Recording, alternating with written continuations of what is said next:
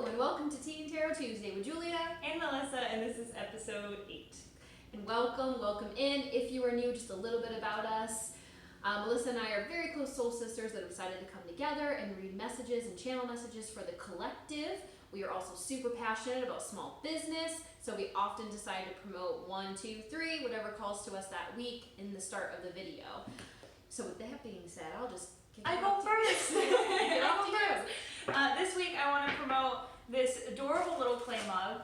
It is made from a North Carolina native. Her name is Jen Barber, and her company is called Salt of the Earth. So I got this mug. It was actually gifted to me, but my friend that lives out in Raleigh, so I believe she probably lives in the Raleigh area, and I just love it. It's super cute. And then also, I don't have a physical item for it, but if any of you felt the energy that I felt last week, there was a lot that came up, a lot of emotions. Last week was a very transformative week for me. And with that, before last week, I actually booked a reading with Conjure NC. And I'm super thankful that I did. On Saturday, she really came in and brought me a lot of clarity as to why what came up. A lot about what's in my birth chart, why I kind of am the way that I am, and then also what's coming up for me within the year. And I highly recommend a birth chart reading, especially in just if you want to know a little bit more about how to work with the energies, how they come in and how they come out, rather than feeling just completely disempowered with the energies that flow in. Birth chart reading, amazing. And I will list all of her information below. She's got an Instagram and a website, and so I will certainly list all of that. All right. I feel like we are. Oh, here comes another blessings. So I got Earth and Strength. And the Earth, it said learning how to be human in the world, but not of it. And I really feel like a lot of people are trying to do and set off and do new things, and we really need to not force it. I know everyone has these great ideas, and there's all these different directions that we can go in. But learning how to just be yourself as you go off on this new venture, or you're trying to express yourself in a new way. Remember to just be human, and you have the strength within you to let people see you for who you are. Yeah, I'm getting a message over here, and I was reading the card that Melissa pulled. It says Earth, learning how to be human in a world but not of it. And very much speaks to the energy I pulled here of the starfish. And some of you may not be familiar with this deck, but the cards that I'm getting here are very much represent, especially if you're strong empathic and you're highly sensitive, you do tend to absorb the emotions of others. And I definitely feel as if when the collective is awakening and they're purging some of those denser energies, if you're highly sensitive, you pick up on that in such a way that can feel like it's your own emotion. And so I'm feeling here that this card that says in a world but not of it. It's almost like I'm getting that message from spirit that sometimes we tend, especially when those energies are coming on, it's almost as if you don't want to feel them, or you kind of want to shut yourself off. But there's a call from spirit to say there's a purpose to feeling that and moving through those energies, especially if you're here as a healer or a guide, or those that are going to be mentoring others in their journey, because you can relate and resonate with them in a way when they're moving through those energies. So you can lend a hand because you truly understand what it feels like, and you also know how to move through it. And so I'm getting a lot of strong energy here that, going into this week and possibly last week, just really being mindful of the energies that you're absorbing around you, and the ability to recognize, is that mine or is that someone else's? And I have the tools in my toolbox to shift through these energies, and then I can also assist other people in moving through those energies as well. Also, strong message here too. If you feel like it's overwhelming for you, I would reach out to a mentor or teacher or coach or guide that does know how to work with their empathic nature, so they know how to create boundaries around their energy fields. So if you're struggling with that, I would reach out to someone that you look up to, a mentor or something, that does know how to work with those energies and then hold really strong boundaries. Yeah, I feel like a lot of people right now are in their learning and growing phase of their awakening or their spiritual journey. And because with the Strength card, it's almost like you have all this green growing around you, and realizing, like Julia said, that we're all connected. Like we are all one of the earth, but we all have our own individual message and gift to bring to the table. Yeah, that actually, I heard what she was saying about those that are really kind of like waking up for the first time. I know Melissa and I have spoken about our spiritual awakening on here, and if you're experiencing it for the first time, I know for me, when I went through my spiritual awakening, my senses were heightened. Everything was louder. I felt everything stronger. Everything was like, it was so much that I truly went into isolation for a little period of time because I was just trying to navigate all of that energy. And so with Melissa speaking here of those of you that may be coming into that period, especially as I'm reading this card, in this world but not of it, kind of waking up to who you are and why you're here and your purpose, reaching out to guides are going to be super helpful in the process of moving forward. Those who have been through it can understand where you're coming from. And it's really kind of looking at your shadow work as well and realizing like, what do you bring to the table? I pulled self-creation, and it says be the author of your own life. So once again, that's that affirmation that you need to just be yourself. And I feel like when you do get into that energy where you are comfortable in your skin, in your energy, being around other people, because like when you are going through that spiritual awakening, like Julie was saying, it also happened to me. And I feel like, because I'm fairly far into my journey already, I'm still pretty sensitive. Like when I hang out with certain people and they talk too loud, I'm just like, you need to calm down. Can you just lower the level a little bit, And so I still struggle with that, and I'm kind of I feel like I'm in that little bit of a self-isolation mode recently. But when you get into that energy, where you're able to, when you love who you are and what you're doing, you're able to see the shadow side and what you're able to bring to the table. Yeah, and with what she's saying here, because I was getting, when she was talking about like when she's around, she's around those energies that she's highly sensitive to, and it's almost like it's a little triggering for you, and you want to be like, can we just not? And so I got that card of anger that came up, and then also lost and manifest. So often when this anger starts to rise up in us, when we feel like our boundaries have been, I would say, what is the word I'm looking for? When they've been, maybe the word will come to me, but when your boundaries have really been pushed on, that anger comes up as in like, okay, you're a little too close at this point, and I'm trying to create my shield. I'm seeing a lot of energy here about really how do we create those really healthy boundaries with people and situations within our life, so we can still hold space for them,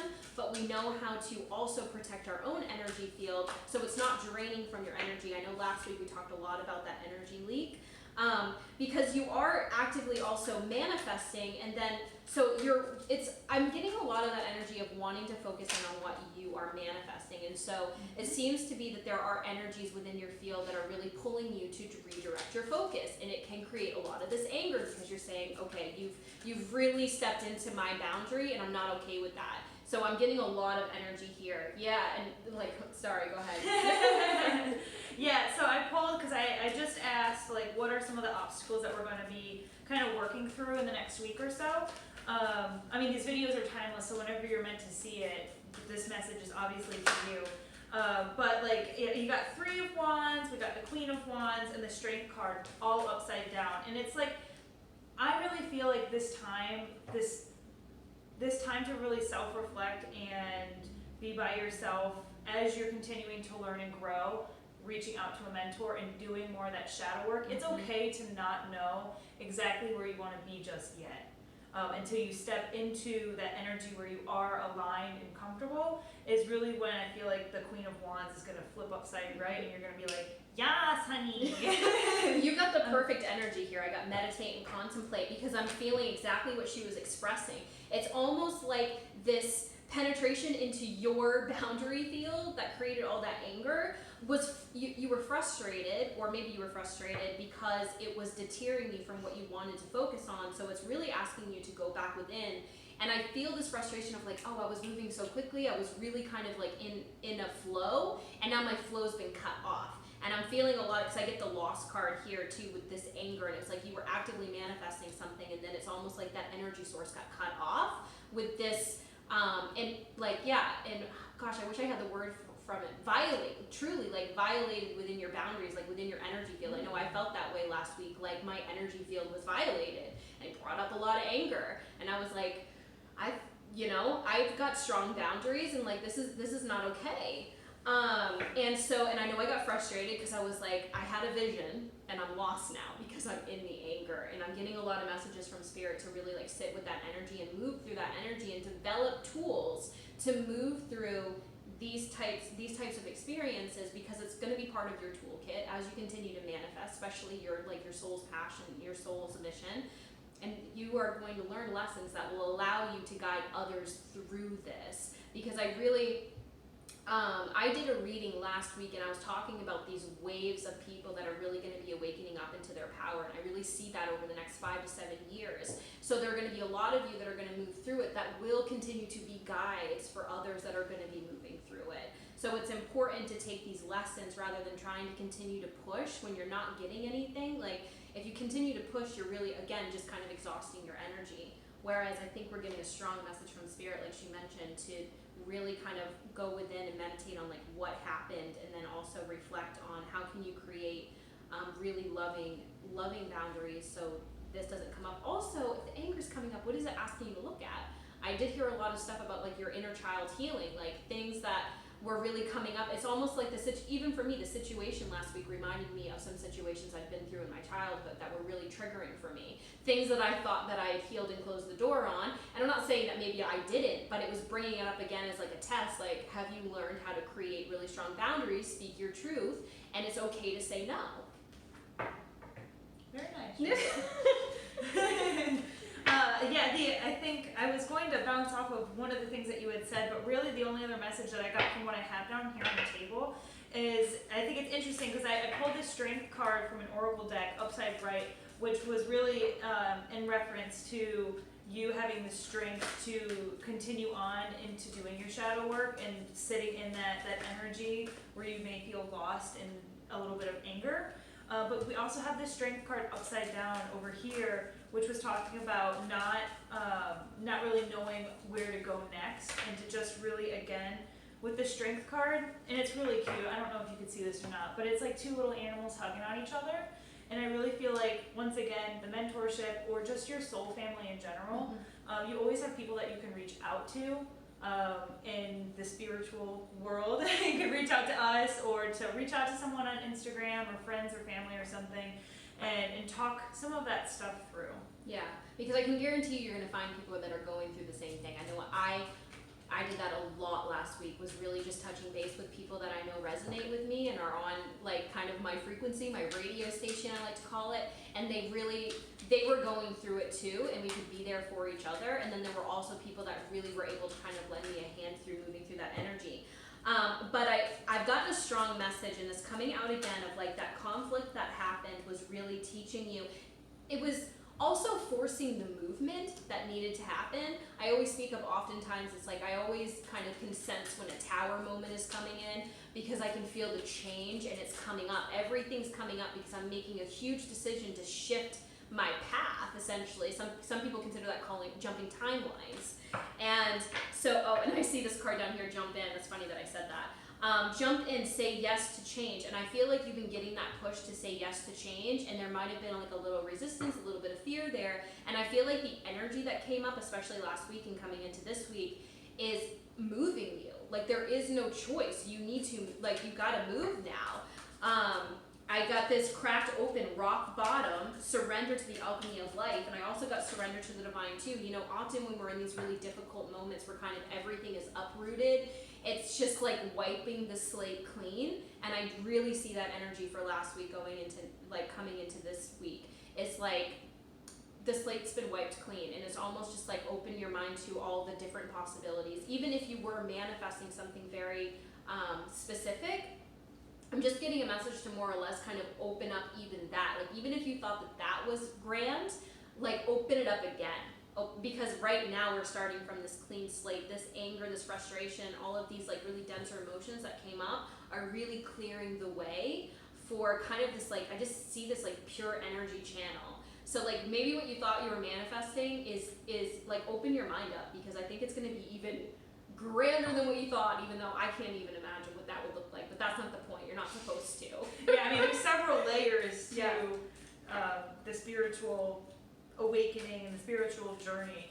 I think the overall message that I'm kind of getting right now is, you know, sit in your energy, work through it, lean on your friends and family, get a mentor.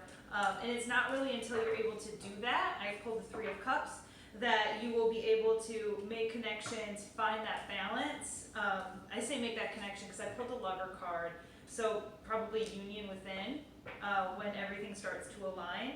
And then the Queen of Swords, which is being able to like truly speak how you feel in a way that people understand. Yeah, I was gonna pull another guidance card, but I pretty much got it here. Turn your gaze within, intuition, inner authority. That was a lot also that came up, was kind of just like, who are these entities that are making you feel as if you're trapped, or that have authority over you when no one has authority over you. It's you have the energy and the power within you to do and choose anything that you want within the moment.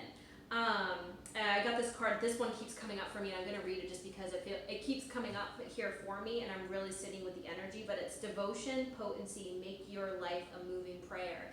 And that's something I often think about even within my day. You know, I have certain times throughout my day that I've always sat down and really meditated on my energy and said my prayers, but it's almost as if like make this kind of a constant, like this is a constant energy of reflection throughout your day. I think it's really calling for us to practice more of going within, and like, you know, maybe if you only do it once a day, it's like, let's just check in with yourself multiple times a day. You know, if you only say a prayer at night, you know, let's play around with maybe just kind of like saying those prayers throughout the day. What are you grateful for? Praying for what it is that you're desiring. The intentions that you're setting are really powerful. I know one thing I started to do, and I heard it this week, and it's been super powerful for me, is like as soon as I wake up in the morning, what are my intentions for the day? And it really kicks off. And I've noticed that is what manifests throughout my day. It's the very first thing that I thought of. That's the energy I wanted to go into the day with.